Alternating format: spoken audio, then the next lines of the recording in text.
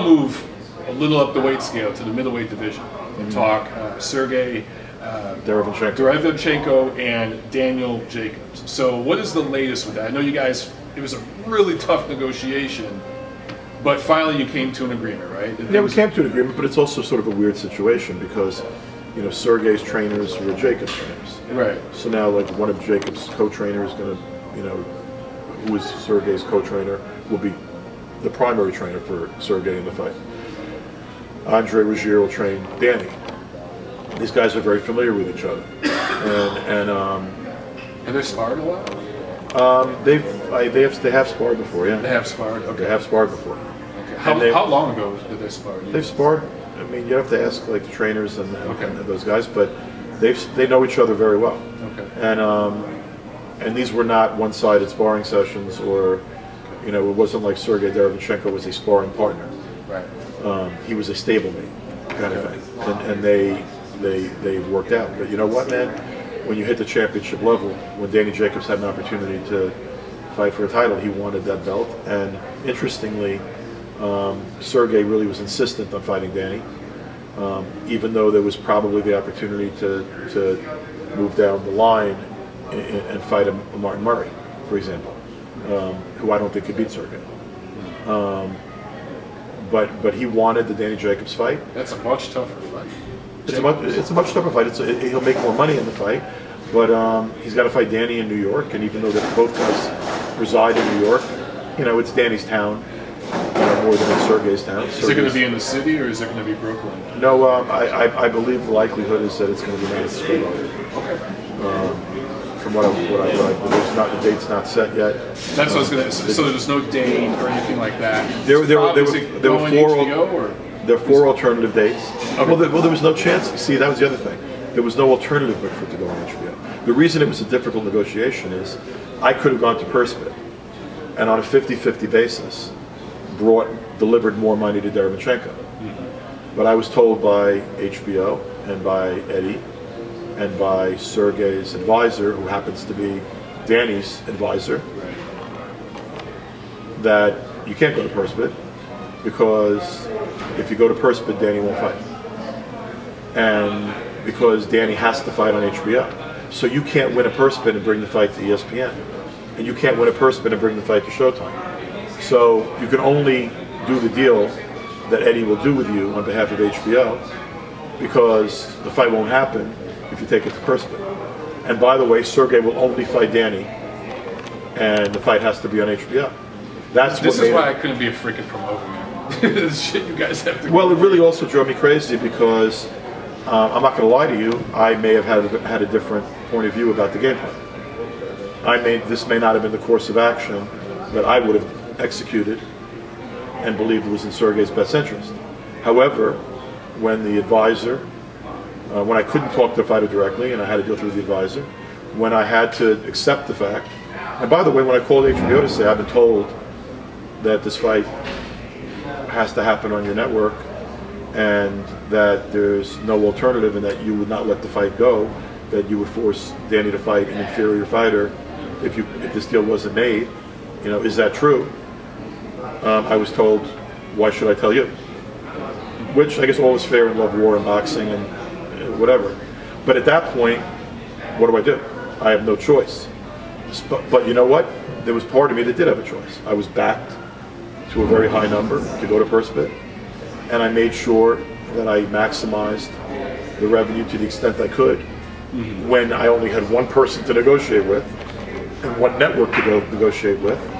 And I have called the IBF and said to the IBF, and I will say the same thing to other organizations, that you have to take a look at the purse bid sort of process. If one fighter is saying, I want to go to, okay, let's go to negotiate the fight, I accept, but the truth of the matter is, they really can't go to purse bid. Well, and by the way, I would also... A lot of times the networks are what get in the way, is exclusive network contracts, right? Yeah, but you know what? Like, there has to be an out for a purse bid. There has to be an out to let the marketplace operate. Yeah. I mean, the marketplace here would have given Sergiy Derevyanchenko a 50-50 deal. Danny Jacobs is getting his shot at the title. Sergiy, I mean, granted, Danny may have been used to making more money, Danny may be the bigger name. Danny's been in the bigger fights. I love Danny. But Sergiy fought for the right to be the mandatory. He was in a 50-50 position. I had a great amount of leverage. And in a purse bid, I had Bob Arum and Todd and Top Rank willing to back me. And frankly, I could have gotten backing elsewhere, but the highest number I had backing me was ESPN, through Top Rank. Okay. I couldn't take advantage of the purse bid, situation. But if you guys have the interim title, you're in the power position. We didn't have the interim title. We were the mandatory. We were the number one. We were in the number one position, and we had a 50-50 split in a purse bid. Problem is, Danny Jacobs has been making a fortune to fight ordinary guys, and Danny had the ability to fight an ordinary guy for a fortune again. And I was told, and I have to rely on the fact that Eddie didn't lie to me, and that Keith Connolly, Sergey's advisor, didn't lie to me. I have to count on the fact that they told me the truth, that Peter would not have let the fight go, and that Danny just would have disappeared. And then I was given the marching orders. But Keith Connolly has a promotional contract for Danny with Eddie Hearn. So whatever you want to think, there were a lot of conflicts of interest whipping around in this event. And but ultimately, the fighter and I, even though I wasn't able to speak with the fighter directly and allowed to, the fighter has some say over what he wants to do, and based upon what was represented to me, and based upon the fact that ultimately the deal got to the point that it was okay for Sergiy and my company, I made a deal. But that being said, I couldn't take advantage of a purse bid situation, and I'm urging the ratings organizations. I mean, you got to do something about that, because it's a false process.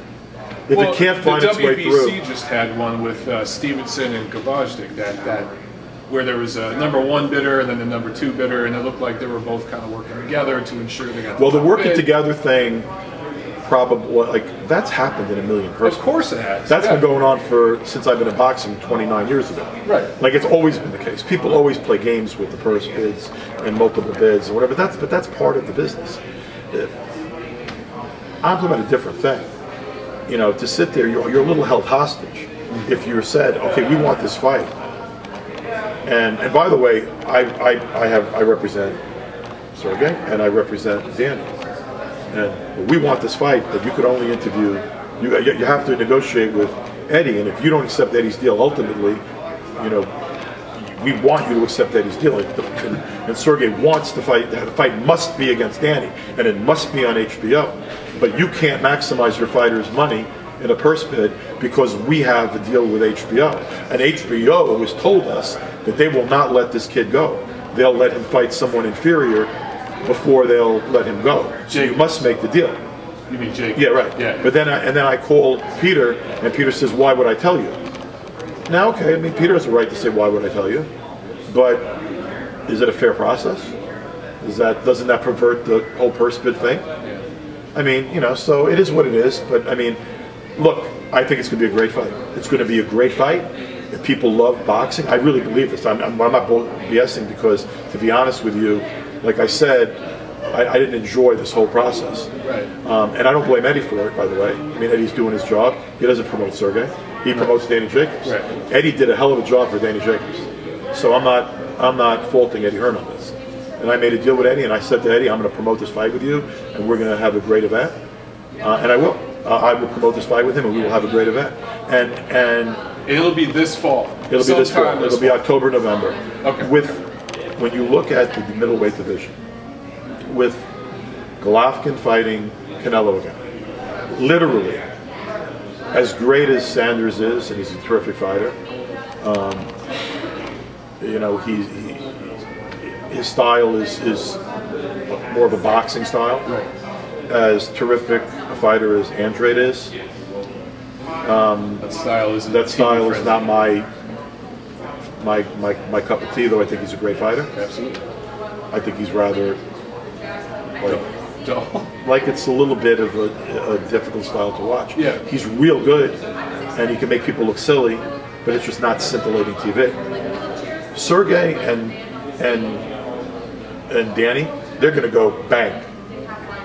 That's going to be a fight, a real fight. It's probably the best middleweight fight of substance you can make in the division, other than Golovkin and Canelo, which is made already. So from a fan standpoint, they should come to wherever this fight's going to be. They should buy tickets. They should go out there and watch this fight. If, you know, it's going to be on HBO. If you subscribe to HBO, watch this fight. It's going to be a terrific fight. I think I'll be making a trip up to New York for that one. That's going to be a lot of fun.